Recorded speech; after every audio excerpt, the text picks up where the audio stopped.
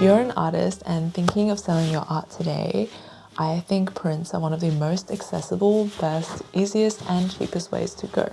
In my whole lifetime as a digital artist, I think I've prepared around 50 designs for prints. And I wanted to show you how I make them from start to finish. We're already in my office, so we'll start by showing you a couple of tools that you need to get started right now. The only thing you need today is literally a tablet, and I have my iPad here. I have an iPad and an Apple Pencil and an iPad case from Moft, who's kindly sponsoring this video. And some optional things are a notebook and pen in case you like to plan for ideas on the go or like to sketch traditionally. And to pair with the iPad, a keyboard and mouse for post-production later on. I use the Logitech Pebble keys too and then Pebble mouse too. Okay, and you may have noticed I didn't mention anything about a printer, and that's because I outsource all of my prints. I am personally not a very tech-savvy person. I like to use Apple products. I'm a bit slow with settings and like fidgety tech.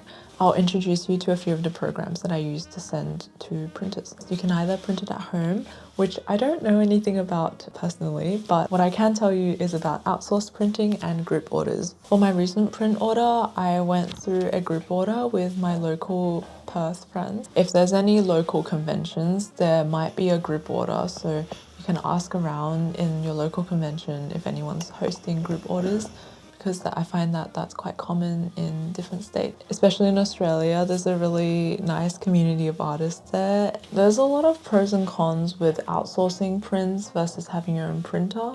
Like with having your own printer, I hear that you can get it exactly how you like it, but for me personally, I just don't want the hassle of having a printer. I think I must have had some bad experiences with printers, like where the colors don't come out as nicely, so I always like to outsource my prints. I just don't want to deal with printers.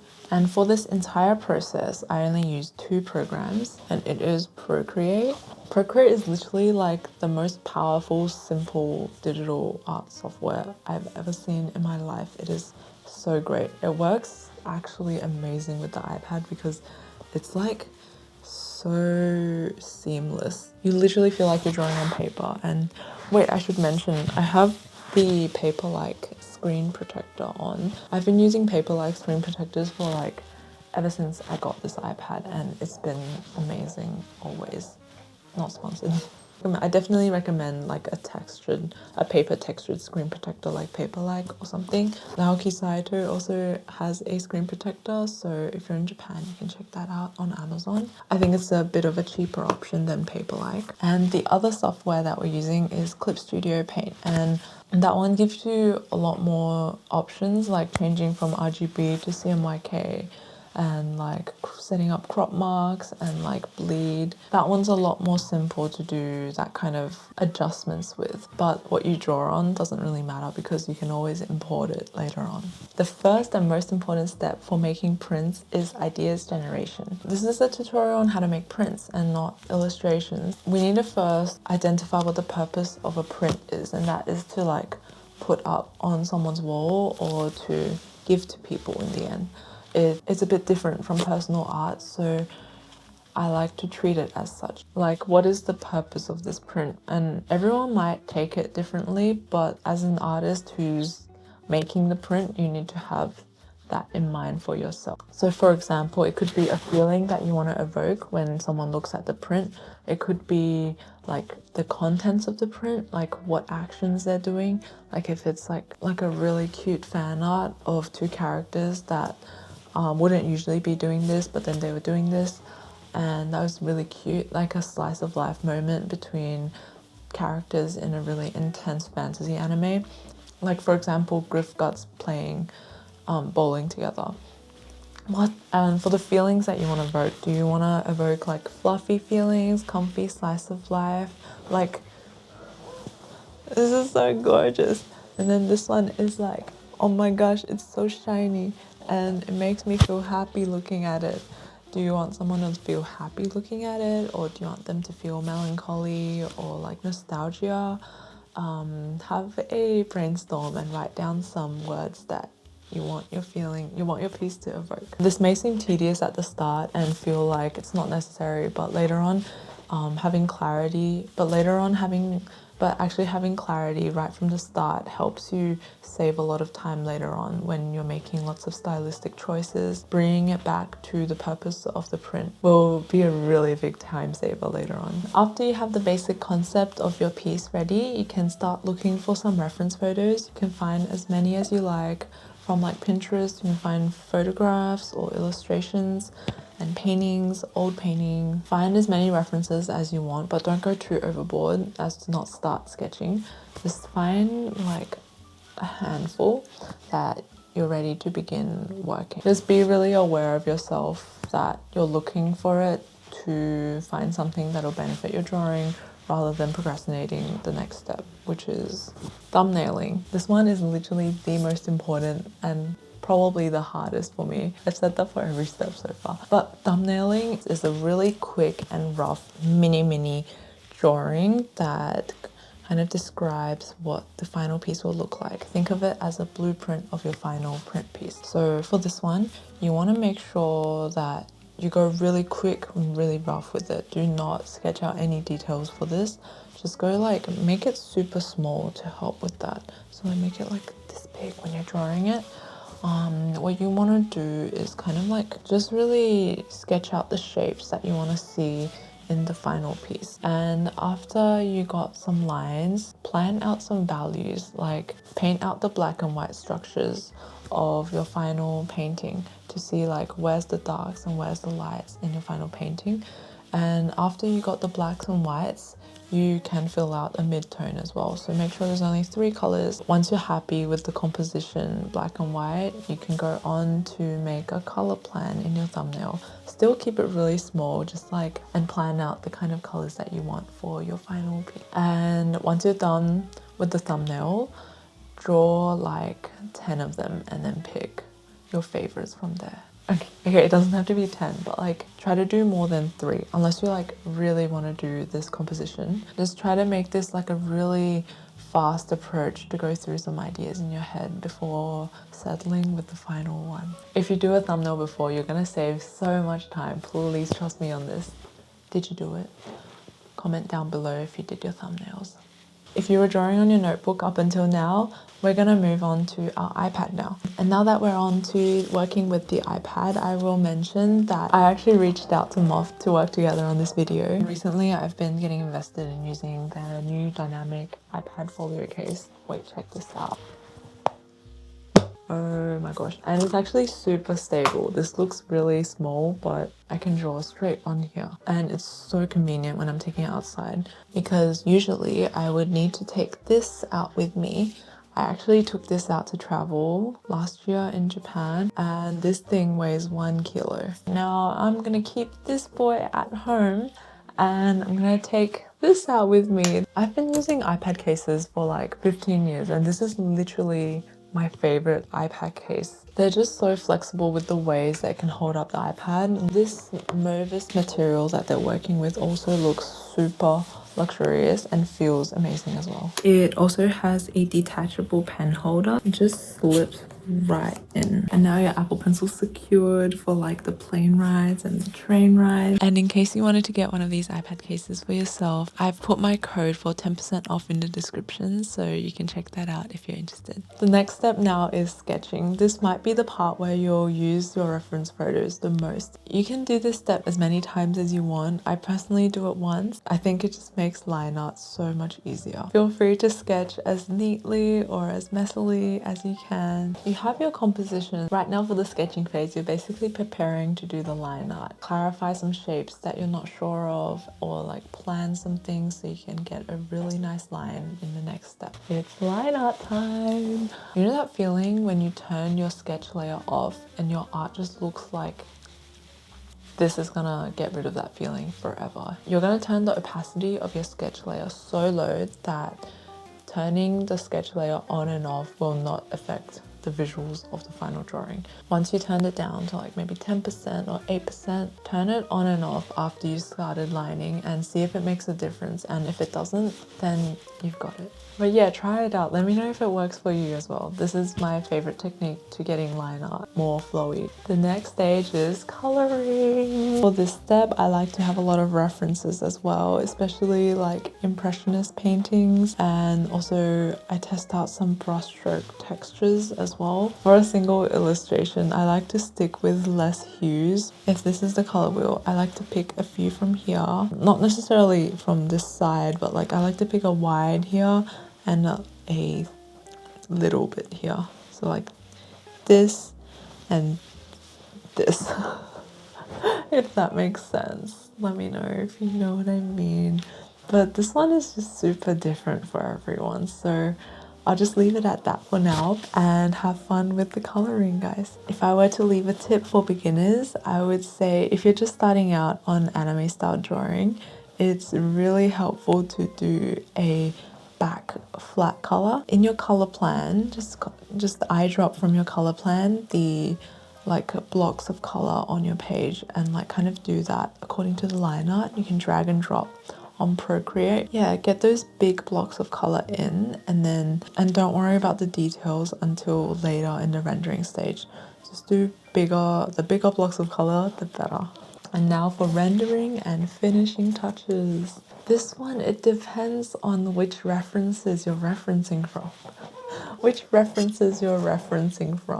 Maybe the broader categories would be Notan and chiaroscuro. Like a really brief summary is Notan keeps the flat colors. Think of the old Japanese prints where like everything's like a pure color. Like for this, my hair is black and my shirt is black, and I would basically keep that all black. Whereas for chiaroscuro, you would highlight the shadows. So think of like Rembrandt's paintings. These shapes are dominated by the light and dark forms. Whereas in Notan, the shapes are defined by the colors, like the pure colors of the things in the painting. This one is hard to go into detail because everyone can do it so differently. And so I'll just stick with more focused on how to make your print, okay? Some tips that I have to make my prints look more finished is to add some sprinkles onto the cake. So I do that by adding some paint splatters. Sometimes like I add white paint splatters to the edge of my drawings. I sometimes also add another layer of noise. I turn the noise up a little bit and I turn that layer into an overlay layer on Procreate, and that gets you like a really nice film photo look. And also don't forget your signature, and make sure you don't sign too close to the edges because I'll be going into file setup for print now. This is how my illustration turned out. So I started off with this and I didn't like it, so I ended up starting all over again from the start, and I do not regret it at all because I like this. And this next section is about file setup. From the full illustration that you've just completed, we're gonna change this picture into something that you can send to the printers. This format will depend on who you send it to, so make sure you read up on the guidelines and organize your files accordingly. Usually you might need something like Clip Studio, which makes the process a whole lot easier than Procreate. I just think that Clip Studio is really easy when it comes to making prints, but if you're drawing illustrations only, like you can use either Procreate or Clip Studio. But if you're working on something where you need to think about printing it, I think Clip Studio, a lot of the functions will be really helpful for exporting your data. Next, I'm just gonna share it into a JPEG and save image. Alright, we're in Clip Studio now, and I'm just for an example, I'm going to make a print of an A5 print with crop marks and a 2mm bleed, for example.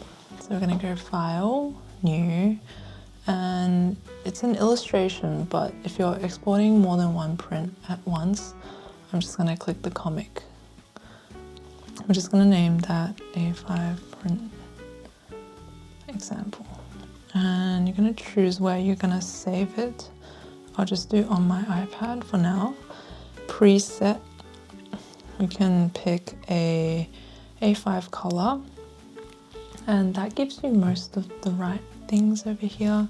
Just over here, bleed width. This is how much bleed you're gonna have. So change that to 2 millimeters. Yeah, unit, make sure the unit is in millimeters here, and bleed width is 2. Yeah, basically how many pages. This is like, you don't have to do the exact number here, because later when you import, it'll change. Number of pages, yeah, you can just go 3. And do not combine into 2-page spreads because we're doing illustration. And this doesn't really matter. Yeah, all right, looks good. Okay, done. All right, so this is what each page is gonna look like. And just to help illustrate, this, after they print it, they actually print all the prints on a big sheet of paper, but they next use a big guillotine to slice it up. And the guillotine is gonna try its darn best to cut it at this line. But you know, it's like a fat stack of paper, like so thick, and the guillotine's gonna slice through all those pieces of paper. It's not gonna get it exactly on this line. So this to this. This is the parts that are slightly in danger from the guillotine slicing it. This part is most likely going to be all gone. And this part is just to make sure it's not like cut out way too far on the edge. Just make sure don't include any important elements in this area. But yeah, it's the same for comic making. Anything that's being printed, this is kind of like the layout for that. Yeah, this is super simple version. Okay, so file, import, image. And that's how you'll import one file into this document. And if you're interested in importing more than one file, you can go to my older video where I teach you how to set up documents for printing for more detail. But yeah, that's kind of how you do it. And you just export it to whatever format that your printer wants it to be in. So for example, you go File, you can export multiple pages if you have 3, and you can go PDF or batch export. I'll just go batch exports, for example. So you can go JPEG, you can pick all these options, and you want to make sure it's in CMYK. So go all, okay. And over here, color, expression, you can choose RGB or CMYK, like that. And we're gonna pick CMYK. Back in here, you can view, color profile, preview, and profile for preview. This is where you'll select CMYK, and then it'll preview your document as if it was printed. That's basically all you need for now. So yeah, that's basically all you need to print. And all you have to do now is wait for it to come back. While we wait for the prints to arrive, I'm going to talk to you about print storage. I got these boxes from my friend Bunny, and these have been the best things ever. These boxes are my favorite type of storage for prints. These are just like archival boxes. As you can see here, I think it's usually used for like that kind of stuff, but this is perfect for my A5 prints. Here are some of the prints that I have made. These are my original characters. Here are some things that I look out for when I get my prints back. They usually turn out really, really well. Yeah, but sometimes they don't, and it's like a bit sad when you look at it. I feel like sometimes the colors only look weird to you because you know what they're meant to look like, but when someone else sees them, they don't know what the original looks like, so it's kind of fine. For example, I got this one done last year, and to me the colors look quite strange. The blues are a lot more blue than I thought, but I think it looks fine. Like, it looks really different, but it looks fine. If it looks really bad, then I get it, like go ahead, reprint that. But this one looks alright. Another one where the color looks super different is this one. I'll put it on the screen. It's meant to look like this. And as you can see, the color came out a lot more blue, and like I really liked the turquoise color there, like with the orange. I really love turquoise and orange, that combo. So this came out very different to my original thought, but you know, in the end it looks like a blue sky and the mood, the vibe is still there. So I thought this was okay to keep as well. I collected my prints over the weekend from a group order in my local convention, and this is one of them. Isn't she gorgeous? Oh my gosh. Yeah, this print is in matte, like a satin paper, and 300 GSM. I love it so much. Okay, thank you so much for watching, everyone. If you enjoyed this, I'd love to have you around some more. I'm doing a lot more art process videos and like kind of vlogs on what I'm doing in this career. And if you have any questions, drop them down in the comments below. Myself or somebody else might be able to answer them. If you're looking for more art tip videos, I got a playlist here for you. Enjoy your time for the rest of the day. Love you. Bye bye.